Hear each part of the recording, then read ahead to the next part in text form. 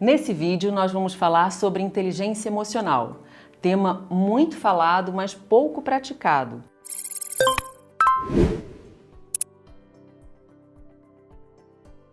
Então, se você já teve alguma crise, alguma explosão de raiva, uma crise de choro, ou até ficou ruminando a raiva durante alguns dias, esse vídeo é para você. Eu diria que ele é para todos nós, porque até uns 10, 15 anos atrás, não se falava nas escolas de educação emocional. Até hoje é raro ver alguma escola trabalhando sobre esse assunto. Então, nós não somos preparados para gerenciar melhor as nossas emoções. Quando as crianças chegam na adolescência e seus corpos são inundados de hormônios, muitas emoções borbulham e elas não sabem lidar com isso. Os adultos, também em intensidades diferentes, é claro, têm dificuldade de gerenciar suas emoções. Mas a boa notícia é que é possível treinar fazer isso. E é por isso que nós estamos aqui. Para que a gente possa falar sobre práticas que te ajudam a treinar ser mais inteligente emocionalmente, primeiro é necessário conhecer um pouco mais sobre esse assunto. A expressão inteligência emocional foi criada pelo Daniel Goleman comecinho da década de 90. Ele lançou um livro enorme, um livro super denso, com todas as suas pesquisas a respeito do assunto. E foi um livro que foi muito lido na época, muito comentado e até hoje é usado como referência. Mas bem antes do Daniel Goleman, alguns filósofos já falavam sobre esse assunto. Um deles chamava-se Gurdjieff. Ele, além de filósofo, era um mestre espiritual e na época ele era chamado de despertador de homens. Olha que maravilha, né? E ele tinha um discípulo chamado Peter Ouspensky e que ele criou uma metáfora que eu acho fantástica para a gente entender melhor o mecanismo das emoções. Como é que elas funcionam? Nessa metáfora, ele pedia para a gente imaginar que a gente estava numa viagem de carruagem. Então vamos nós aqui agora mergulhar, percorrer essa viagem, imaginando que essa carruagem tem 4 elementos. O primeiro elemento, então, é o cavalo. O segundo, o cocheiro, aquele que segura as rédeas lá do cavalo. O terceiro elemento, a carruagem em si, né? E o quarto elemento, então, é o passageiro dessa carruagem. Nós estamos então empreendendo essa viagem. Imagine que o seu cavalo é aquele que representa as suas emoções. O cavalo tem todos os instintos, selvagens inclusive em alguns momentos, né? O cocheiro é o seu racional, aquele que controla ali as rédeas desse cavalo. A carruagem é o seu corpo físico. E o passageiro da carruagem é a sua porção espiritual, segundo o Ouspensky. Ele dizia que isso não tem nada a ver com religião, tá? Ele dizia que a sua porção espiritual é a parte mais nobre do ser humano. Então, fazendo essa comparação, que eu acho fantástica, né?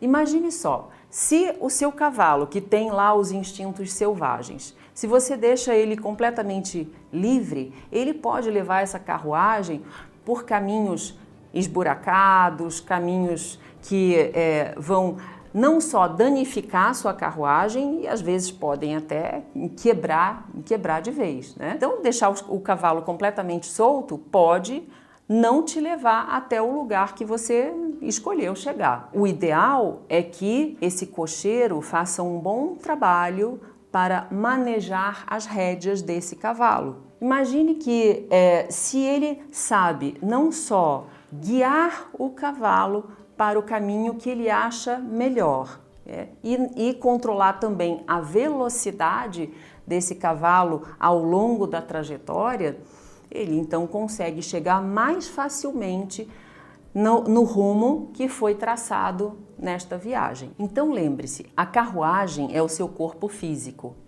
Se o seu cocheiro não faz um bom trabalho, você pode começar a danificar a carruagem e que no nosso corpo representa aí as doenças que a gente vai desenvolvendo ao longo dos anos, né? Quantas pessoas que têm dores de cabeça, gastrite, úlcera, dor nos ombros, dor no pescoço, entre outras aí. Muitas vezes é porque a gente não tem um bom gerenciamento das emoções. Aí, cada vez que acontece, por exemplo, uma explosão de raiva, o seu corpo é inundado de hormônios que, quando eles chegam numa certa quantidade no seu corpo, você acaba gerando aí uma série de resultados que são tóxicos para você. Então, o ideal é ter um bom gerenciamento das emoções. E repare que eu estou falando o tempo todo em gerenciamento e não controle, porque o controle também gera resultados negativos. Imagina lá o seu cocheiro com as rédeas presas o tempo todo. Seu cavalo não consegue colocar energia para chegar no lugar que ele precisa chegar. Então, controlar pode dar a impressão de que você precisa segurar e conter as suas emoções o tempo todo, o que não é real, né? O que não é bom para você. Por quê? Primeiro, porque as emoções são aquelas que dão cor para a nossa vida, não é? Como é bom a gente sentir emoções em alguns momentos e expressar essas emoções. Mas acredite, até as emoções negativas, elas são necessárias para nós. 2 exemplos disso. Primeiro, o medo. Ele é necessário porque ele nos protege em diversas situações que são arriscadas para nós, que podem nos colocar em perigo real. Se a gente não tiver medo nenhum, a gente pode nos colocar em situações não só muito arriscadas, mas às vezes até situações de morte. Então, o medo é necessário. Um outro exemplo de emoção que a gente considera negativa, mas é necessária, é a raiva. A raiva é uma das emoções que mais gera energia para nós. Se você tiver consciência de que você está com raiva, né, e trazer isso para sua consciência e utilizar essa energia numa direção mais produtiva, essa raiva a gente chama de raiva criativa. Então ela também pode ser muito positiva para você. Mas está faltando uma peça dessa carruagem, não é? É o passageiro. Ele está num lugar privilegiado, porque ele pode desfrutar da paisagem.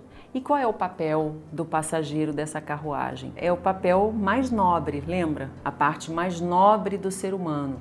Ele é que escolhe o destino. Repare que eu disse que o passageiro escolheu o destino, porque se essa carruagem sai para essa viagem sem um destino determinado, ela pode ir para qualquer lugar. E aí, você já pensou sobre isso?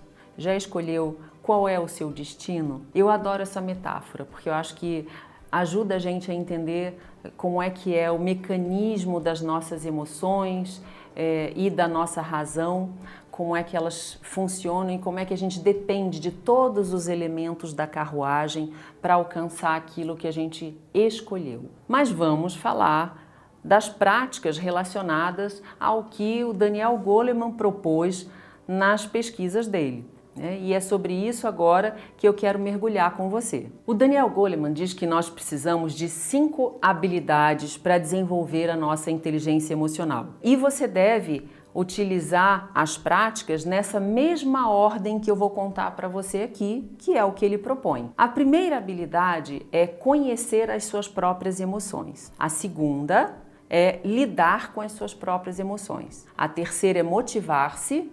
A quarta é conhecer, reconhecer as emoções dos outros. E a quinta, lidar com os outros. A primeira habilidade, que é conhecer as suas próprias emoções, ela pode começar a ser treinada com observação, autoobservação. Então comece a prestar atenção. Cada vez que você tiver com alguma emoção em desequilíbrio, ou que você tiver passado por alguma situação onde você explodiu, você tratou alguém mais agressivamente, ou você começou a chorar num ambiente onde não tinha nada a ver, preste atenção. O que foi que provocou aquela emoção para que ela ficasse mais exagerada? Comece a prestar atenção no que a gente chama de gatilho emocional. aquilo que provoca uma emoção mais forte para você. Então, policiar-se, prestar atenção naquilo que acontece com as suas emoções, já é o primeiro passo para desenvolver a sua inteligência emocional. Também faz parte desse primeiro passo você nomear as emoções. Identificar exatamente que emoção que você está sentindo. Estou sentindo raiva, estou sentindo tristeza, alegria, medo, o que é que eu estou sentindo exatamente? E ainda parte dessa etapa, aí dessa habilidade, na verdade, é perceber que resultado que você obteve em determinada situação onde a sua emoção saiu do equilíbrio. Quando o seu cérebro começa a identificar situações que você se desequilibra emocionalmente e tem um resultado negativo, você começa então a trazer para sua consciência que esse resultado não é produtivo para você mesmo. Nem só para os outros, mas às vezes para você mesmo. Depois então de você treinar e identificar melhor as suas emoções, você pode passar para o segundo passo, que é lidar com as suas emoções. E para isso, lembra, você já identificou quais são os gatilhos, aquilo que provoca. Se você identificou quais são esses gatilhos, na hora que eles aparecem, você já consegue fazer um exercício que nós chamamos de esfriamento. No que consiste esse exercício? Imagina que você está numa reunião onde você recebeu uma provocação, que é o seu gatilho, e você então pode sair daquele espaço e pode ir tomar um café, você pode tomar uma água, você pode conversar com um colega de trabalho, você pode conversar com um amigo. Parece muito simples, mas é justamente esse tempo que você dá para o seu corpo baixar a quantidade de química que você começou a produzir no momento do gatilho. Quando o nosso corpo está com uma intensidade muito alta dessa química, nós tendemos então a ter um desequilíbrio emocional. Esse esfriamento é justamente o tempo necessário para que a química abaixe um pouquinho e você consiga raciocinar melhor. O nosso poder de decisão, as nossas escolhas, o nosso raciocínio é prejudicado quando nós estamos com um nível de algumas substâncias muito alto no nosso corpo, como por exemplo adrenalina, cortisol, são substâncias que prejudicam esse nosso lado mais racional. Então, dá um tempo, já nos ajuda a colocar para funcionar o nosso racional de uma maneira mais produtiva.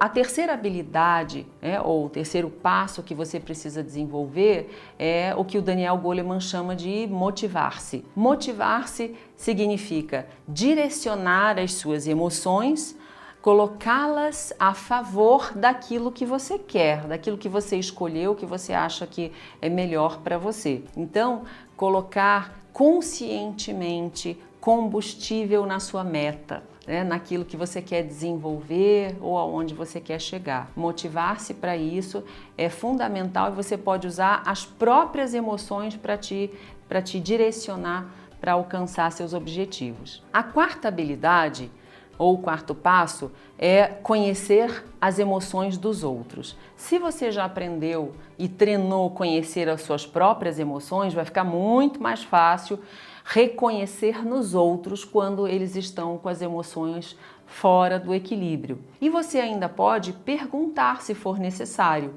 Se você percebe que a pessoa está diferente de alguma forma, pergunte o que você está sentindo exatamente. Ou como é que você está se sentindo nesse momento. Além de te ajudar a perceber melhor o outro, também vai ajudar o outro a se perceber nas suas emoções e como ele funciona emocionalmente. A quinta habilidade, segundo Daniel Goleman, é lidar com os relacionamentos, lidar com as emoções dos outros. Envolve o autocontrole, então você já tem as suas emoções bem gerenciadas para daí lidar com as emoções dos outros e tornar os seus relacionamentos mais saudáveis e mais equilibrados. Eu digo que essa é a cereja do bolo para você desenvolver a sua inteligência emocional. Nós vivemos em relação, não é verdade? Então, quanto mais a gente puder se relacionar melhor com as pessoas e construir esses relacionamentos mais saudáveis, mais felizes e mais bem-estar nós vamos sentir. Então, vale a pena investir nesse quinto e último passo. Esse quinto passo envolve empatia. Esse é um conceito que merece, na verdade, um outro vídeo só para falar sobre ele. Mas, para ser um pouquinho mais rápida aqui, porque a empatia está incluída na habilidade de lidar com os relacionamentos, você pode praticar começando a mergulhar um pouco no mundo da outra pessoa, não só racionalmente, mas emocionalmente. Procure perceber o que ela está pensando, como ela está se sentindo e por alguns instantes mergulhe nesse mundo. Quando eu digo por alguns instantes, é porque se a gente mergulhar no mundo do outro e começar a sofrer junto com ele, não tem como a gente ajudar, não é verdade? Então, é mergulhar e sair, né? E aí procure usar frases empáticas como entendo, compreendo como é que você está se sentindo. Se eu estivesse no seu lugar, eu me sentiria da mesma forma. Essas frases ajudam o outro a se conectar com você. E, por fim, pergunte: posso te ajudar de alguma forma? Tem alguma maneira que eu possa ajudar você nesse momento? Às vezes a pessoa precisa só que você escute de verdade, com presença genuína. Pois é, esse assunto é um assunto maravilhoso e daria pra gente fazer vários vídeos a respeito. Então, acompanhe a gente aqui no canal, porque vem mais conteúdo bom por aí, tá bom?